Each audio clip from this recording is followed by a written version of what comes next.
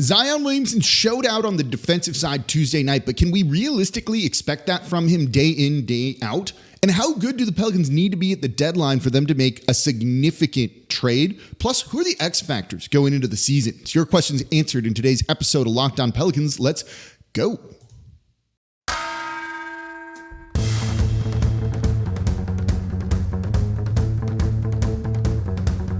You are Locked On Pelicans, your daily New Orleans Pelicans podcast, part of the Locked On Podcast Network, your team every day. Welcome to another edition of Locked On Pelicans, the daily podcast covering your favorite team, the New Orleans Pelicans NBA, part of the Locked On Podcast Network, your team every day, available wherever you get your podcasts and available on YouTube. I'm your host, Pelicans Insider, credential member of the media, Jake Madison, at NOLA Jake on Twitter. Here with y'all on, I almost forgot what day of the week it is, Thursday. Preseason is over for New Orleans. They ended on a high note, particularly with how Zion Williamson played. We'll look at if he can keep that going the whole time. I want to talk about kind of requirements for them to make a trade, and then one or two X-Factor players that I think are going to be important for the team this season. So, of course, thank you for making Locked On Pelicans your first listen today and every day. We are here Monday through Friday, part of the Locked On Podcast Network, your team every day, coming to you like no one else is, the #1 Pelicans podcast. I hope you were able to join the live show last night. We're going to do a lot more of those this season, post-game shows where we can talk about what it is we want to talk about, interact with the chat as well. And if you want to support the channel, become an everydayer. Listen Monday through Friday, because that's when we're here, breaking it all down. If you're an everydayer, let me know in the comments down below on YouTube, or just comment down below on YouTube. That actually really helps the channel. So even just saying hi, comment, go Pels, you hate me, that wouldn't be, well, if you're going to hate me, just at least do it in a nice way and not some of the ways that some people do, and that has to just get reported to YouTube, unfortunately. Anyway, let's get into it. Zion showed out on the defensive side of the ball. 5 steals, 2 blocks. It was a really impressive performance from him. And so the question that I want to answer here comes from Connor S2. It's at Connor S2 _ on Twitter X. And he says, do you think that level of defense from Zion can be maintained? How do you think a performance like that will change opinions in-house surrounding Zion's positional versatility, mainly as a small ball 5?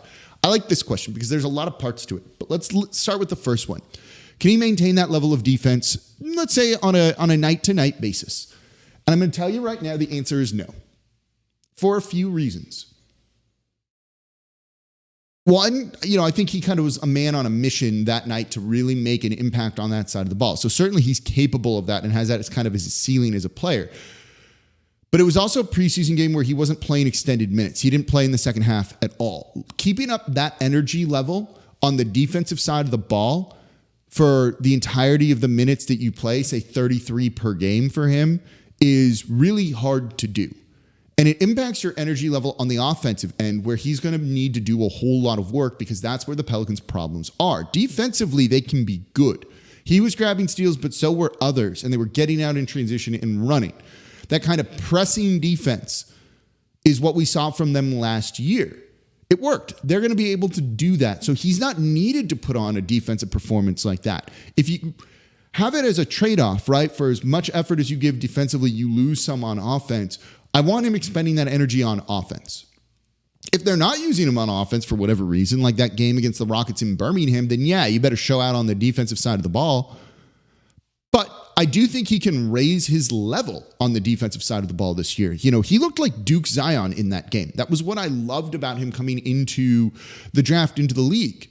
He has just this instinctual feel of knowing when to jump passing lanes, and then he turns it into an instant fast break. He knows when to run up and just rip the ball out of somebody, and he's so strong he can do that. But is he going to be able to have that energy level for 30 plus minutes per night on both sides? I don't know. Think about Drew Holiday here. When he was having those amazing defensive games, he would often struggle offensively because the energy just wasn't there. And if you look at it, the team tried to actually manage that. I've spoken about this if you're a longtime everydayer of the show. They liked playing him in 8-minute bursts. We don't like that word here, but we're going to use it. Spurts, stints, because they realized that would help him keep his energy level up. The more he played, the more it goes down. But if you played him at 8 minutes was like his optimal thing. Could you do that with Zion? Maybe. but I don't think that's really what you want to do. And I think that's where this gets a little bit kind of complicated and tricky in trying to find the right balance with that. The other part to this question, so he's capable of playing like that. I just don't think you'll see it every game. I think you'll see it more often than we've seen it in the past, though, which is a step up. The second part to this question is, how does it change opinions in-house around his positional versatility, mainly as a small ball 5? Look, they want to use him at the 5 this year. They want to use him at the 5 this year. We've seen it. I don't think you'll necessarily see it every game, but it's something you can deploy and use when you need to. And for the most part, the Zion at the 5 minutes looked relatively good, like borderline great at times. So they'll use it. I don't think they view him as anything other than, say, a small ball 5. And they're cool with rolling, not other than that, but I think they're cool. I misspoke there. They view him as a small ball 5. Maybe not all of the time, but they definitely think he can play that position. Otherwise, you wouldn't have heard them talking about it and implementing it into games. Now, maybe some of that had to do with Larry Nance Jr. not being available, Cody Zeller not playing in preseason at all. That's fine, but I think they'll try and use that. The issue with that is rebounding. He's a very strong offensive rebounder. He's not as good of a defensive rebounder. He doesn't have the height to necessarily challenge guys at the rim and be a rim protector, which you kind of need in a small ball lineup if you're struggling to rebound. So that's where it becomes a little bit of an issue. That's why I think you see these lineups in smaller parts, smaller runs here and there, just to kind of use as a counter, or if there's injuries and you've got to do something. I don't know if they're going to, really embrace Zion at the 5. I just don't know if that's his natural position. I think he is much more of a power forward and a creator that way.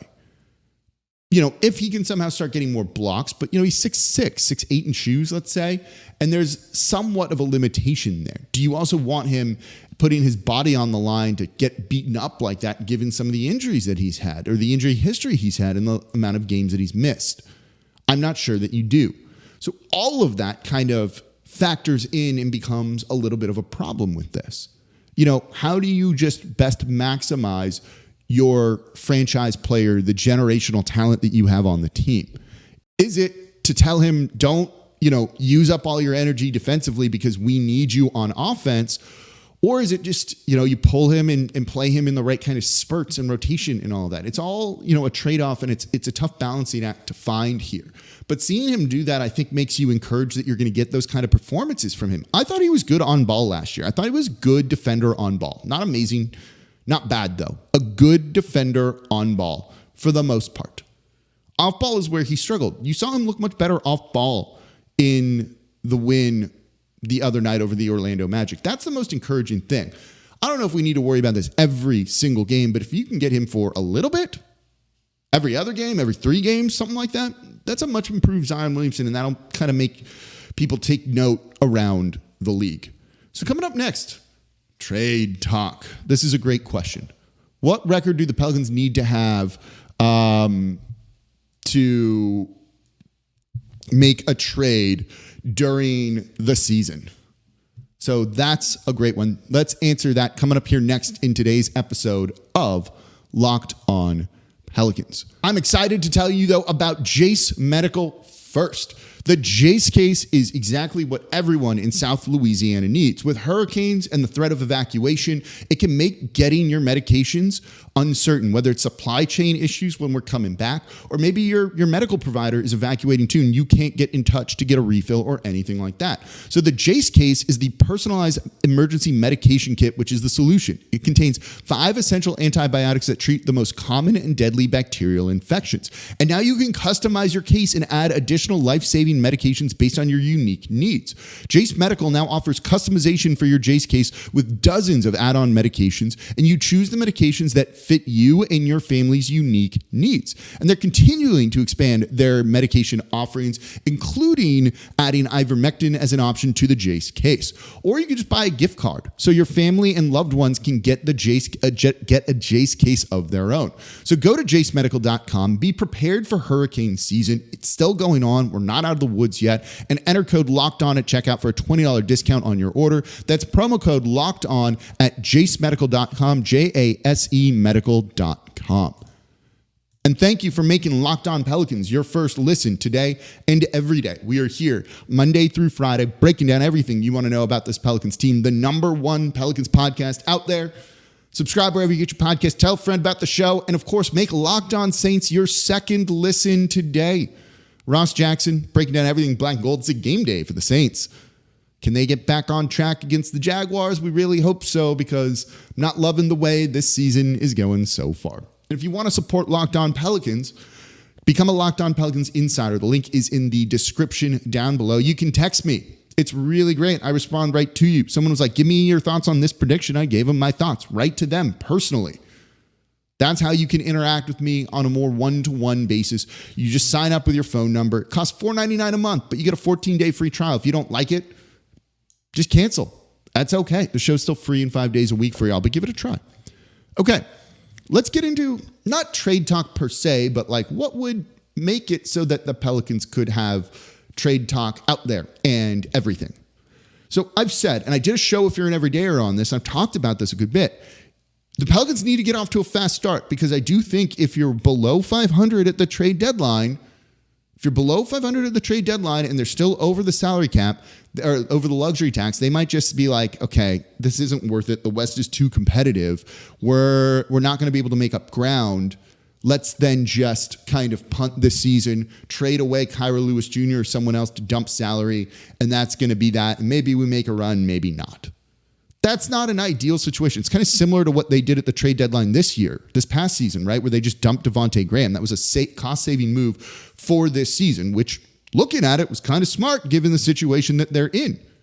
I told you that was coming. I said they weren't going to make a big move at the trade deadline because of their luxury tax concerns this season. That's the type of analysis you get here on the Locked On Pelicans podcast, part of the Locked On Podcast Network, your team every day. So that stands true. I think they need to be around 500 or better. 500 or better, or like just a shade under. You know, they need to solidly be in around the 6 to 8 seed. 6 to 8 seed if they want to make a real big move. You know, you could convince me on it if they're 9 or 10 that they can try and do this and go for it, thinking they can get out of the play-in tournament. But if they're 11 and it's looking like a long shot, and 11 is still going to be close to 10, that won't be that many games behind. You know, so you can keep trying to kind of justify this with any sort of numbers, but I do think it's like 500 or better, or at least that they've like shown something. You know, does it look promising? You know, there's different kinds of 500 ball that you can play. There's uninspired 500 ball where talent's getting you some games, but you're like, yeah, this team isn't actually that good. There's also 500 ball where, you know, they do look like they're figuring things out, and you see the growing pains being more evident. And once they figure those out, they'll start to take off a little bit. You know, the Pelicans did that with Brandon Ingram at the end of last season, is they kind of had to go, I think it was 9-3 over the final 12, something like that, to get into the play-in tournament where they ultimately lost. But they were playing really good basketball. If they are kind of in like that position, I think you can see a move coming. That's where I think you see them kind of going all in with it all. You know, one of the parts, and this question, by the way, comes from Brian Solio at BrianSoileau. And he says, what record do you think it will take by the trade deadline for the Pels to trade some of their draft assets for a player to make it feel like they're going all in? Like, it's 500 or better, I think, you know, shade around there, or even if they're under 500, that you see the promise. If you don't see the promise and the offense still looks like it does, I think it might be easier just to say like, yeah, no, this isn't it, and we just really need to rethink things this offseason. This also, there's an asterisk I want to put on this, though. You know, I do see a world where they're under 500 or out of the playoff race and they still make a significant move. But it's going to be for like a big name player where they almost kind of cash in all of their chips. You know, not probably bigger than CJ McCollum, but kind of similar to that. Imagine if they had traded for CJ McCollum at that trade deadline, but didn't make the postseason. It was probably still the right move to go and get that kind of guy. Similar to like when they traded for DeMarcus Cousins and they were a couple of games out of the playoff race and they just weren't able to overcome it and get that 8th seed, but it was still the right move to go in for a player at that level. That's where I still can see something happening. That's where you go, okay, we're never going to get a better crack at a player like this at this level of this caliber. We need to go and do this now. So let's do it. We'll pay the luxury tax, and we know we're going to be freaking awesome next season. That's, I think, what you're looking for them to potentially do and cash in a lot of those draft picks or so. That's where I think you see them make a very big trade, kind of going for broke and just basically being like, next year, not this season, but next season, even if we miss out on the playoffs this year, is like the year that we are pushing for it and we're trying to be a contender. And after that, if it doesn't work out, who knows? And maybe we blow it up from there. That, I believe, is when you will really see something happen. I don't know if a player like that's going to be available. Like, it's not James Harden. It's not James Harden. A bunch of y'all asked me about James Harden the other day. It's not going to be James Harden. No one asked me in the live show, which was nice, I think. But it's certainly not going to be James Harden. That is not the type of player that you want to bring into this team. You know, I don't really know. It would be a Joel Embiid if he was available. I don't think he's going to be available at the trade deadline. You know, I don't know if that's a guy like Malcolm Brogdon that I think would be good for this team off the bench, just like a reliable scoring guard. You know, I think that's kind of in the first part of it of, okay, we're 500. Let's go and get Malcolm Brogdon and give us that more scoring pop and scoring punch that we need. That's the type of move there, but it's bigger names than that are the one that you like push all in, even if you're under 500 and it doesn't look like that's going to help you overcome everything in the postseason.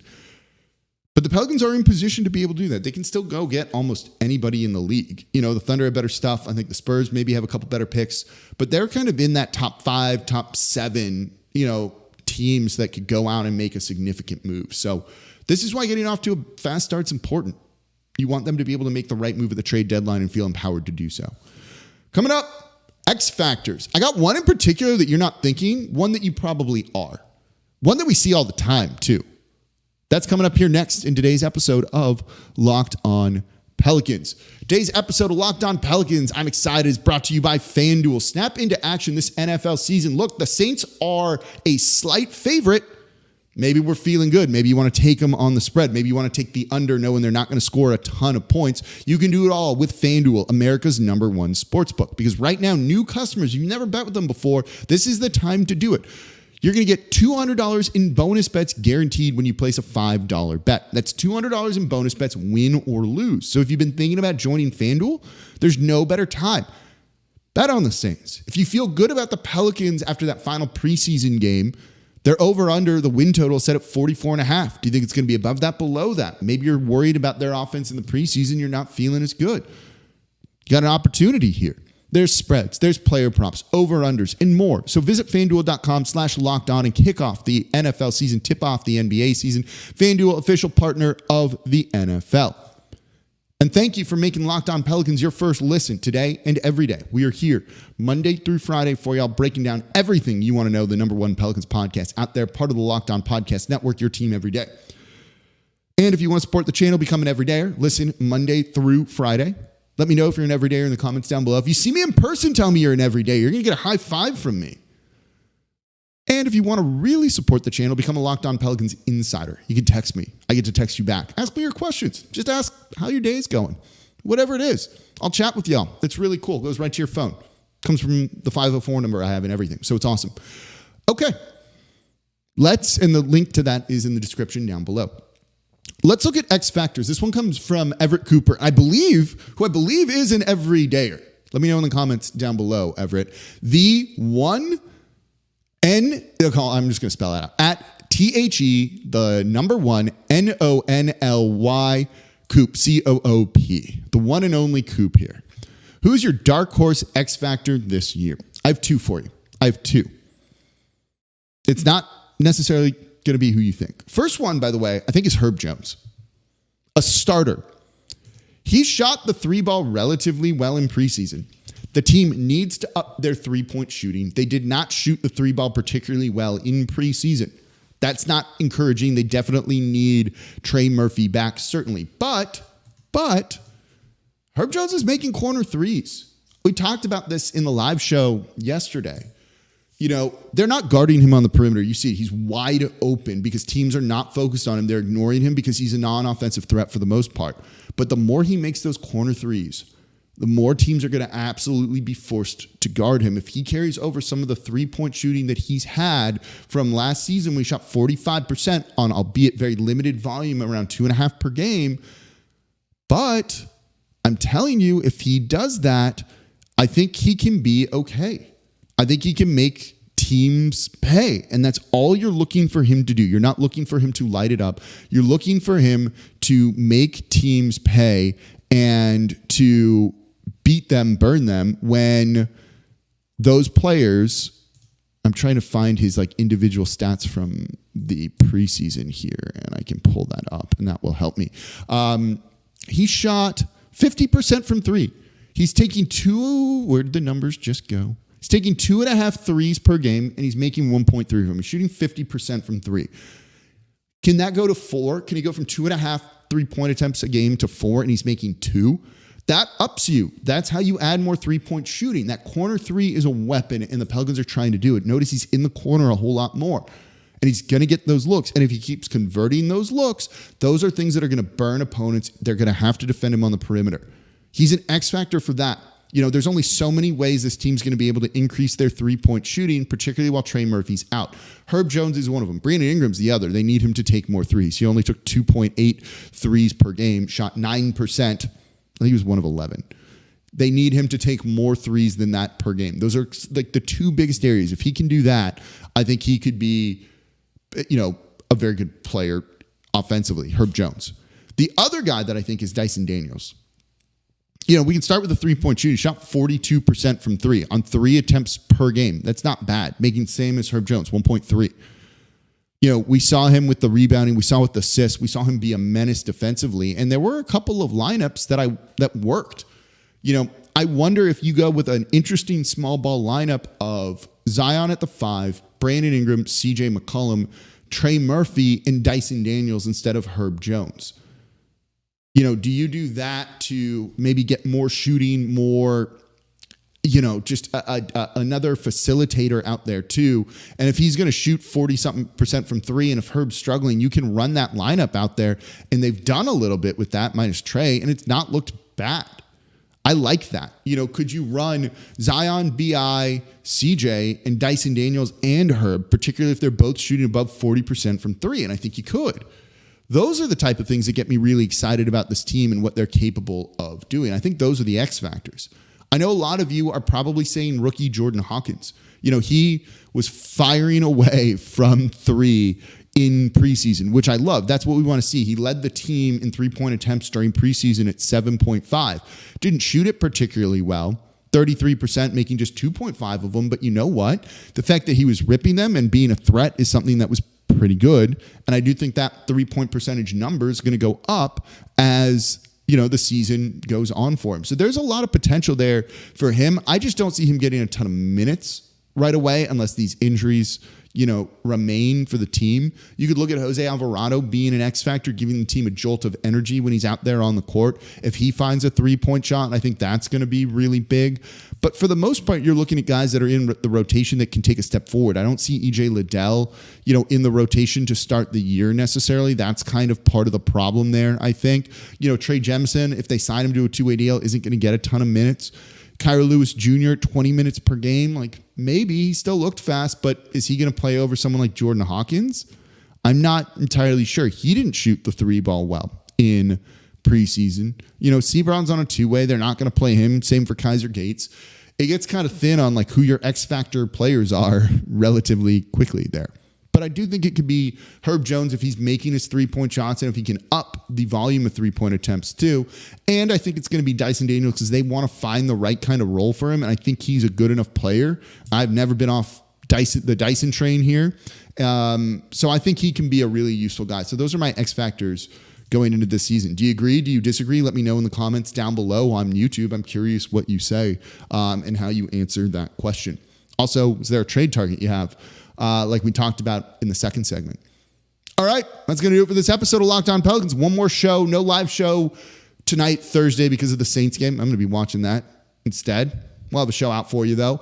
And then we'll get you set next week. Season starts next week. We're a week away as I record this on Wednesday. That's exciting. I can't wait. Subscribe wherever you get your podcast and on YouTube. Tell a friend about the show. As always, I'm your host, Jake Madison, at NOLA Jake on Twitter. And I'll be back with y'all tomorrow.